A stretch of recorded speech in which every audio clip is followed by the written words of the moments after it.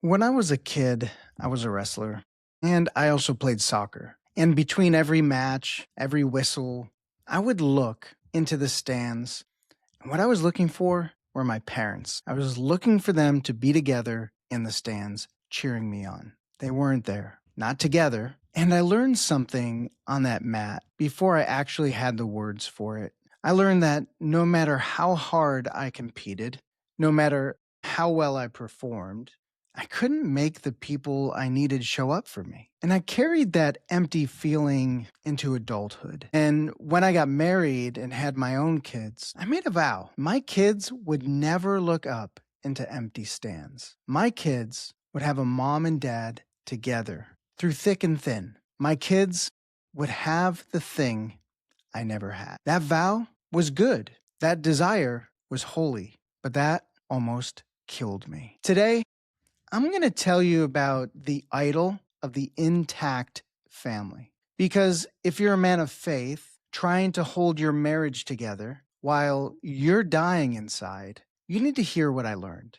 A good thing can become a god, and a good thing turned into a god always demands a sacrifice. The sacrifice it was demanding of me was me. This is the Brilliant Life podcast, and whether you're watching on YouTube or listening to it on your favorite platform, this is real help for men rebuilding after betrayal, divorce, and narcissistic abuse. I'm Mike Moulton. Let's get to work. Yeah. Check the mic, 1, 2. This ain't a whisper, this a roar coming through. They try to bury us, but the seed just grew. Now the concrete cracks and the truth breaks through. They told you it was over, said you never survive. But the dead man walking is fully alive. No one is coming to save you, so sharpen the knife. Turn up the podcast, welcome to the brilliant. I want to tell you how deep this idol ran in me. During the time my marriage was falling apart, during the time I already knew something was deeply wrong in my marriage, I was asked to preach. And the passage I was given was 1 Corinthians 13. And if you know 1 Corinthians 13, it's known as the love chapter. Things like love is patient, love is kind, love bears all things, believes all things, endures all things. And I preached that message with everything I had. I preached it with passion. I preached it with conviction. But here's the truth I couldn't see at the time. I wasn't preaching to that congregation. I was preaching to myself. I was standing in a pulpit begging God to make that verse work in my situation. I wanted to be the couple that made it. I wanted to be the man whose love was so strong it could endure anything. So I used that verse against myself. If love endures all things, then I had to endure the betrayal. If love believes all things, then I had to stop digging and just believe the best about her. If love is patient, then I had to swallow my anger, swallow my rage, and swallow the emasculation that I felt to just keep enduring. I turned the most beautiful description of God's love in all of Scripture into a weapon. And I pointed it at my own chest. And every Sunday in church, the message got reinforced. Because the church, it loves marriage. The church doesn't want to see families end. I don't even think they were weaponizing this against me on purpose. I think the truth is the church often doesn't know what to do with a man in my situation. So they hand him 1 Corinthians 13 and they hope that it holds. It often doesn't. Because that chapter was never meant to describe what a betrayed man owes his betrayer. It was meant to describe the love that comes from God. And I had conscripted it into the service of my idol. I want to talk to you about what an idol actually is, because I think most men misunderstand them. When we hear the word idol, we often picture a golden statue of some sort, something obviously evil, something a person would have to be a fool to worship. But that's not how idolatry actually works. Almost no idol starts as something evil. An idol is often a good thing that becomes an ultimate thing. It's a good gift turned into a god. Family, it's good. Marriage, also good. Providing for your children, amazing. Keeping your vows, good. These are not sins. These are actually gifts from God. But here's what every idol has in common. Every idol demands a sacrifice. In the ancient world, the false gods demanded blood. They demanded the firstborn. They demanded that you put something on the altar and let it burn. The idol of an intact family is no different. The idol of an intact family, that's no different.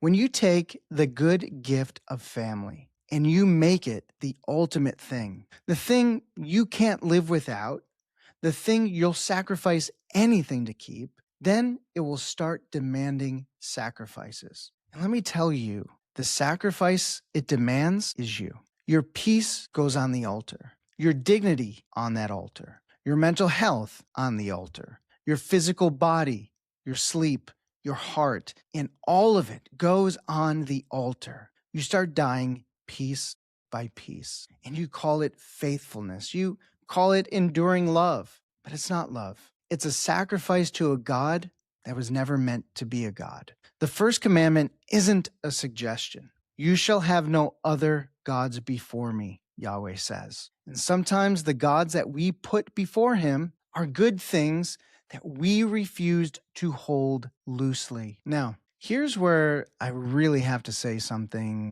the church won't often say very clearly. Jesus himself gives a way out. In Matthew 5, he states that a man could divorce his wife for sexual immorality. He said it plainly. The exception is right there in the text of Scripture. The same Jesus who raised the standard on divorce also named the one situation where it's permitted, and it's infidelity. So why don't betrayed men feel free to take the way out that Jesus himself provided? In Mark 10, Jesus states that Moses permitted the certificate of divorce because of the hardness of your hearts. Every faithful man who hears that verse, at least I did, thinks if I divorce, then the hardness of heart must be in me. I'll be the one with the hard heart. I'll be the failure. I'll be the man who gave up. But I want you to look at that verse again. I had to look at it over and over. And the hardness of heart that necessitated the certificate of divorce was not the hardness of heart of the faithful spouse seeking release. It was the hardness of the one who broke the covenant in the first place. When I finally saw that for what it was, it changed everything for me. The hardness of heart in my situation wasn't mine. I wasn't the one who broke the vow. I wasn't the one who hardened my heart against the covenant. The way out that Jesus provided wasn't a concession to my sin. It was a provision for the sin committed against me. Taking the way out that Jesus himself named is not your hardness of heart. It's not your failure. It's not you giving up. It's receiving a provision that the author of marriage built into the covenant from the beginning. Now, I need to talk to the man who's still on the mat, the one who's still wrestling, still performing, still looking up into the stands, hoping someone's going to finally show up and save him. Listen, I have to tell you something, and I'm going to tell you because I love you and because I lived it. No one is coming to save you. Your wife isn't coming to save you. Your friends aren't coming to save you. Your therapist isn't coming to save you. Your coach isn't coming to save you. Your pastor isn't coming to save you. The church isn't coming to save you. All the people in the stands you keep looking up at and looking up to are not coming down on the mat to fight this fight for you. You have to look at the man in the mirror and understand that you are the only one who can do the work of saving your own life. Look, yes, God is in the midst of that. God is closer to you in this than he has ever been. But here's what I learned. No one can motivate you if you won't motivate yourself. No one can love you into healing if you won't receive love. No one will see you as a highly valued man if you don't first see yourself the way God already sees you. Here's the thing about those empty stands. I spent my whole life looking up at them, waiting for someone to say I was worthy, waiting for someone to show up and prove I mattered. But the verdict was already delivered. It was delivered at the cross. God already showed up. God already said you were worthy of dying for. The stands you keep looking at were always the wrong stands. The one whose verdict actually matters already gave it. He already showed up with you on the mat. He's been there the whole time. So I want you to stop auditioning for the approval of people who were never going to save you. Stop performing for the empty stands. The God who made you already rendered the verdict, and it's not up for a vote. He loves you. He's designed you. He has greater for you. Now, let me tell you when the idol finally started to crack for me, because it wasn't a lightning bolt. It wasn't a voice from heaven. I'd chased enough impressions and feelings down the wrong road to know better. The crack came through two people God put right in front of me. One of them looked at me and said, Mike, your situation, it's not like your parents' situation. You aren't leaving your kids the way you felt abandoned. If you make this decision, you're making it because your kids having a whole, alive, joyful father is actually better for them than a father who's slowly dying to keep up an appearance. And another one said to me, look, you've been through a lot, and it's okay to take care of yourself. Your kids are more resilient than you think. You're not abandoning them, so they won't carry the wound that you've been carrying your whole life. Look, friends, those two sentences broke the chain that I'd been dragging since I was a boy on that wrestling mat and on those soccer fields, because I had built my entire marriage on a false equation. I believed that if my marriage ended, my kids would inherit my wound. I believed staying was the only way to protect them from becoming like me. My kids, they're not me. They're their own souls made by God. And the thing that wounded me as a child was not the divorce itself. It was the absence, the abandonment. It was looking into the empty stands. And I realized I could be a divorced father and still be a present father at the same time. Those are not the same thing. I had spent my time as I was going through this turmoil confusing those two things. What I didn't know back then, the thing I wished someone had told me sooner, is that I would be a happier, more present, more whole father on the other side of letting this go, which meant letting my marriage go. It meant letting go of the intact family, for which, in all honesty, I was sacrificing myself to preserve. And that wasn't actually serving my kids. I literally almost died. I wouldn't have been here for any of that. And my kids, they deserve a living father, and so do yours. And if you're just living to perform, you're dying. Your kids need you alive. You want to be alive. You want to see them graduate. You want to see their sports events. You want to see them married and living their lives and grandchildren and all of that. And you can have that by letting go. So as I thought through this, I thought, what do I want them to do? Here's what I want you to do. And it's not a decision about your marriage, at least not today. The decision about your marriage, I think that will come. And it will come the way it came for me, gradually, through a clear conscience, not through a feeling in the sky, not an impression. For me, it took 18 months. But your timeline, that's your own. And here's one thing that I want you to do today. I want you to start learning to see yourself the way God sees you. Because right now, your love is probably a little bit transactional. You're looking to give so you get. You're loving your wife the way you wrestled on that mat.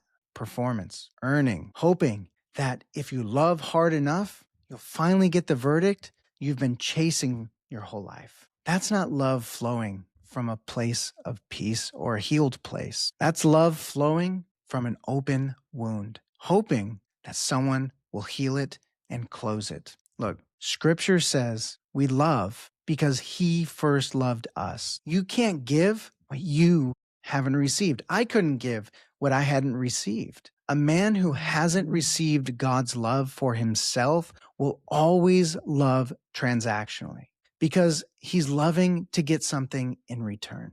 But a man who has received it, who actually believes the verdict God already delivered about his worth, that man can love from an overflow instead of a deficit. And here's why that matters for your marriage. When you love from a healed place, you can finally see clearly. You're no longer loving her to save yourself. So you can finally tell the difference between a love that should endure and a love that's just you dying on an altar. Personally, I don't think you can make that decision while you're still bleeding and trying to earn love. So today, before you do anything else, I want you to sit with that truth. Not what your wife thinks of you, not what the church thinks of you, not what the empty stands ever said about you. Sit with what God says about you. You are not the failure that you fear you are. You are not defined by what has been done to you.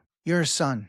You're loved before you ever performed a single thing. I want you to start there because everything else gets clearer from that grounding. So if you're in this fight and you know you can't see clearly on your own, that's what I'm here for. Go to thebrilliantlifecollective.com and book a strategy session with me. Let's get you on solid ground. And I want to remind you, the intact family, it's a really good thing, but it was never meant to be your God. So I want you to do one thing. Take it off the altar. Get off the mat. The verdict is already in. You're always worth showing up for. I want to say that again. You are always worth showing up for. I'm Mike Moulton. This is the Brilliant Life Podcast. I'll see you next week. Don't let them tell you